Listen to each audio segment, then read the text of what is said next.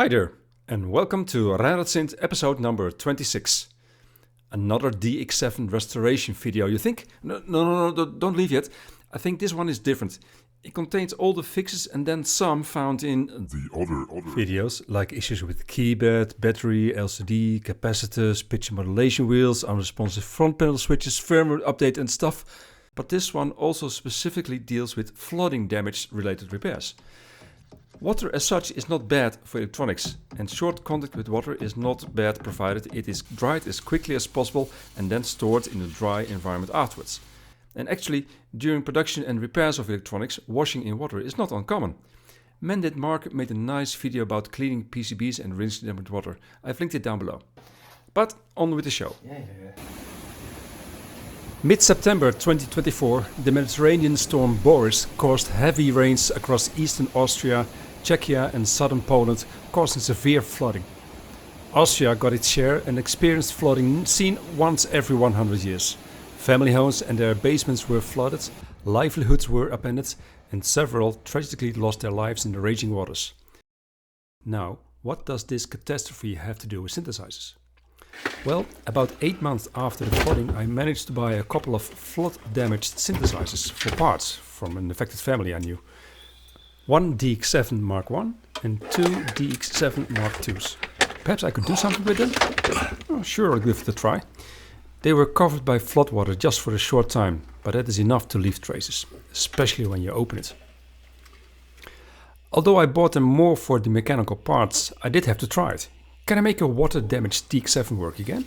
What is involved in cleaning it? How does water and silt affect components and PCBs? And which parts do I trust to keep and working and which not? I did manage to completely resurrect it after using lots of household cleaner, alcohol, the rubbing kind, the deoxit, some parts from a DX9 board I had lying around, and I'm sure it's in a much better state now than it was before the flooding. The crown of this restoration is that I managed to find an original leather Yamaha DX7 carrying case. Look at this combo, it's so brown. Did I mention the DX9? Yep, they are quite similar and I will dwell shortly on the similarities. I will show how I cleaned the silt from electronics and mechanical components, which components I trusted to be just fine after being in contact with water and which I had replaced for some reason. And well, because there's so much cleaning in this episode, I treat this whole episode as one big moment of zen. So without further ado, let's get to it.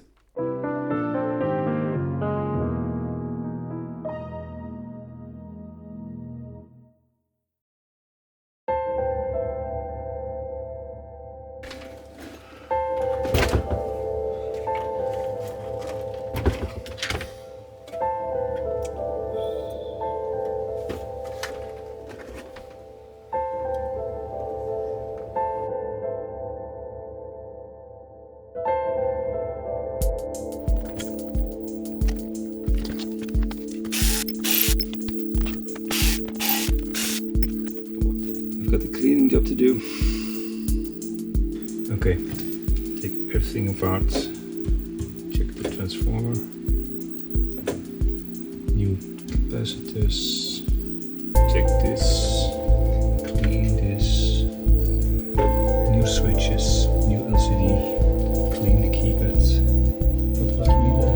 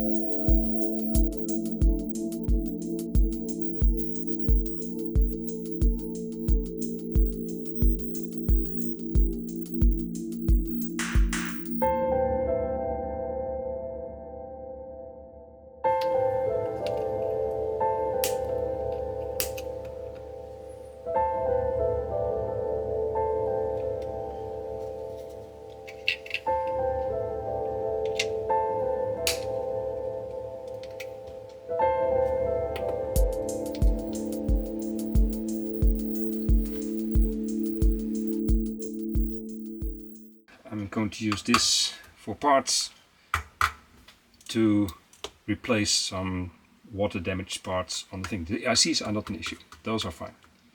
It's the potentiometers. This one. 1, 2, 3, 4, 5.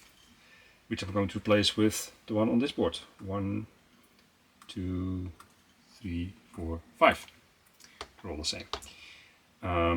The relay, I think that will be water damaged. Luckily it's the same. See? So I'm going to replace that. Perhaps, is there one on? No, this doesn't have a filter thingamabob on it, so I'm going to keep that. The rest should be just fine. So the DX9 will be used to save the DX7. Let's see.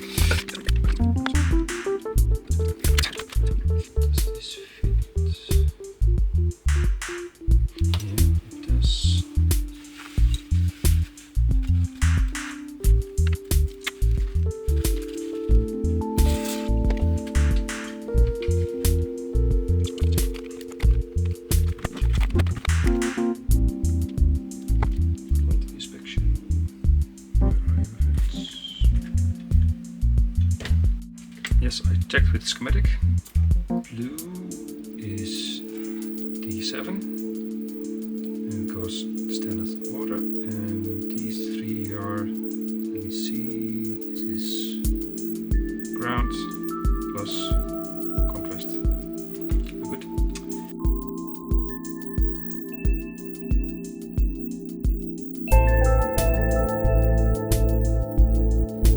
Last thing to check, I think I wasted this one by clicking wrongly. One double checked because I think the schematic is wrong. Let's see. Yeah, that's supposed to be perfect. Oh, it's going to be tricky.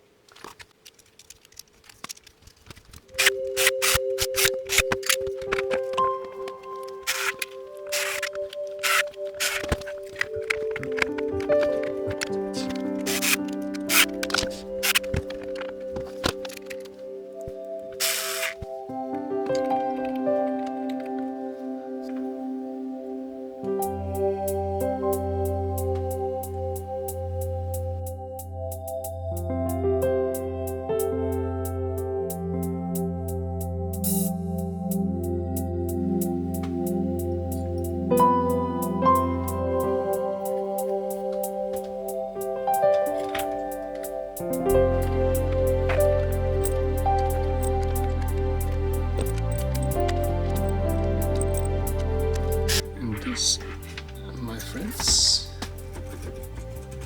is how you resurrect a Yamaha keyboard. Let's calibrate. Oops, that's too much. The pi should be 0. Just original 0. That's the one. Then let's see what the gain is.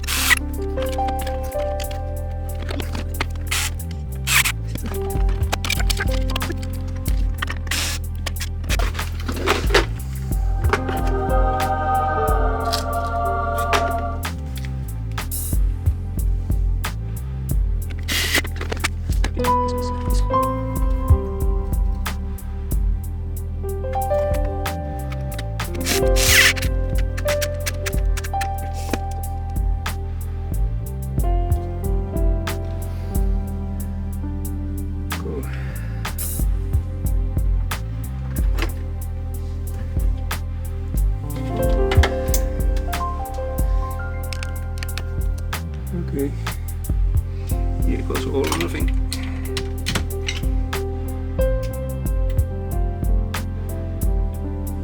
Not good.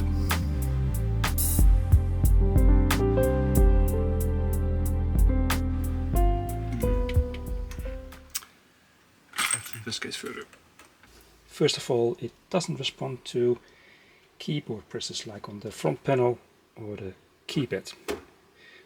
These are all managed by a sub-processor, so I have to focus in on that one. Let's see if the MIDI in works. Starts up, so that means the, see, they're not working.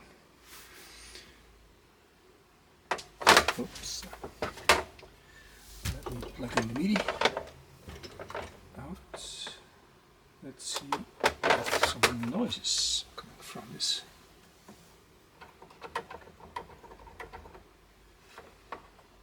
It's working.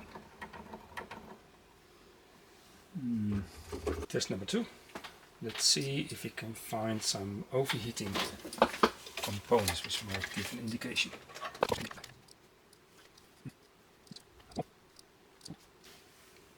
Nothing suspicious as of now. We are going to probe a couple of points. This sub-CPU, which is responsible for scanning, does it have a clock? Sorry, let me zoom in. Does it have a clock? Will it get a timer input? That's for timing the scans. So let's see, let's probe these points and the 4, 5, 7 and 0 triggers when there's a key press. Let's see if it has activity there. So from 4, 5, 7, 8. Let's probe those. 1, 2, 3, 4. Yeah, looks good. 7. Timing coming in. 7 and 8. Let's do an auto. I'll put that off.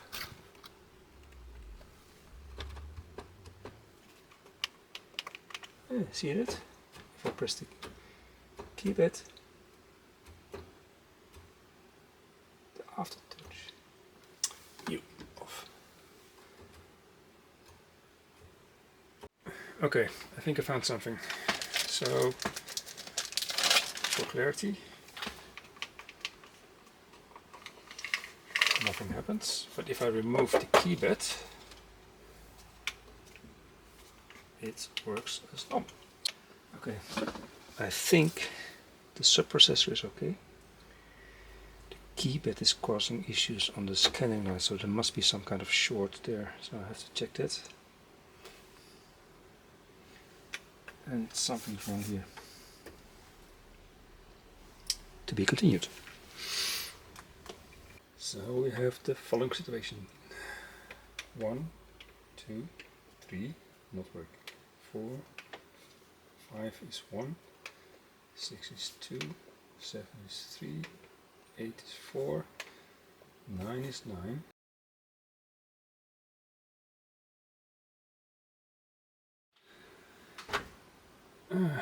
I'm strongly suspecting these two buffer ICs, so I'm going to take them out, test them, and if necessary replace them.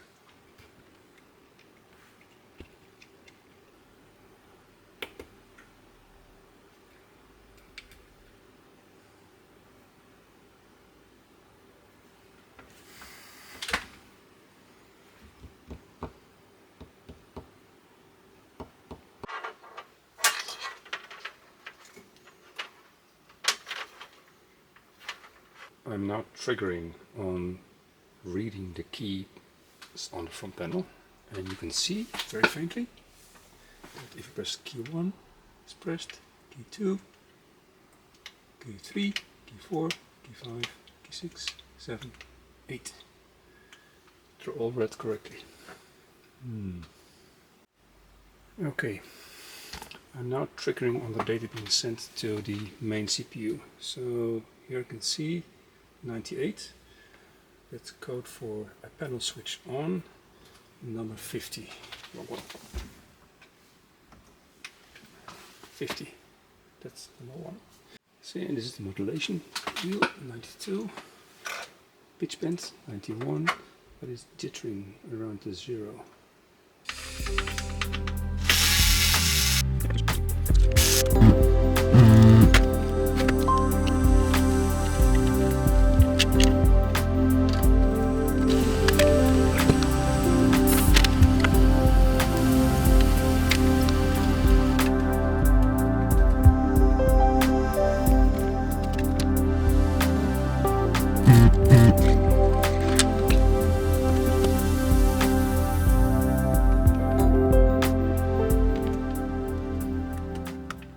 Wow, 3 generations of DX7. The original DX7, the DX9, which came out at the same time as the DX7 Mark 1, and the slightly water damaged DX7 Mark 2. This is the FD, the floppy disk version, because here we have the floppy disk controller. So what are the differences? Well, not that much. Well, biggest one is that this one, the DX9, doesn't have a separate keyboard processor. This one here, and actually here I already removed it because I want to replace this one, but this DX7 also has a separate keyboard scanner and front panel scanner. Other difference, the microprocessor. This one here is a 2 MHz bus frequency CPU. This is a 1 MHz, and this is a larger, but they're all on the same core. The DX7-1 and the DX7-2 run on the same clock frequency. Here they have the master crystal, this one here and here, which gives at the end a 1.17 MHz clock to the CPU. I have to double check. One other big difference is that in the DX7-2 they used 2nd generation FM, 6 operator FM chips, this one here. So here you see the 1st generation. So yes, the DX7 has the same FM chips as the DX9. In the DX9 they just neutered it in the software to only support 4 operators, while the chips can actually support 6 operators. There's an excellent guy who did a firmware update for the DX9, so that it also allows 6 operator sounds. I will link in the description. Fantastic work. But they are using the same FM chips, no difference. It's just overall a simpler design, no velocity sensitive keyboard, less analog digital inputs, but for the rest it's very similar. DX7-2, this is where the OS is, 60 kilobytes. The DX7 1st gen has also 16 kilobytes. DX9 also has 16 kilobyte ROM, 2 times 8 kilobyte EPROMs. And this is a 27128, also 16 kilobyte. So next gen FM chips compared to the other ones. And the rest is just logic. This is the audio output, and this daughter board here is also the audio output. This one has 16-bit PCM. 15-bit. 1, 2. Yeah, it is a 16-bit digital to analog converter, but they're only using 15 bits. The bit 0 is tied to ground, so it's always 0. Interesting. What else? As you see, this is slightly water damaged, a bit rusty. It still works though. Interesting. You see, from here downwards it was in contact with water. From here upwards, not. So it's actually good. It's a 12-bit DAC. The DX7 uses 12-bit DAC, 16-bit DAC, together with 2 bits of emphasis. It's effectively a 14-bit. The DX7 has a 14-bit DAC, and the DX7 Mark II has a 15-bit DAC. Okay, moment of truth. Was it the sub CPU?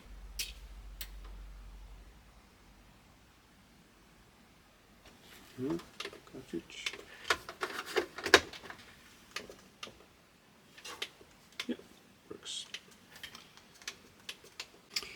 let's do the test, the internal diagnostics.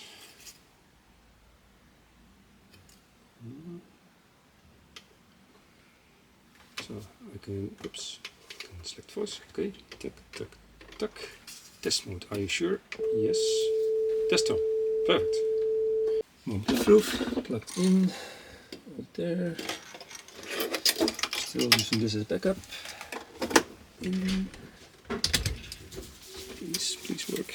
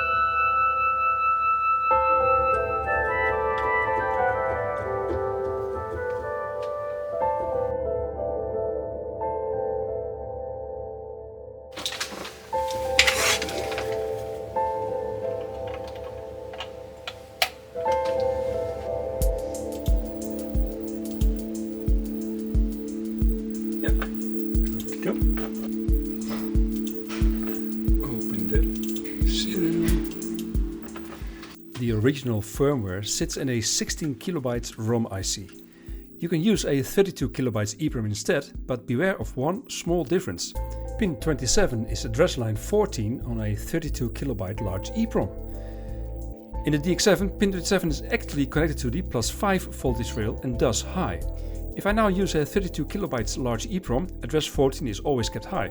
And this means I have to put the 16 kilobytes of firmware in the upper half of the EPROM. So let's go. Now I have to copy the second block. Copy from 4000 hex and paste. Then burn this motherfucker.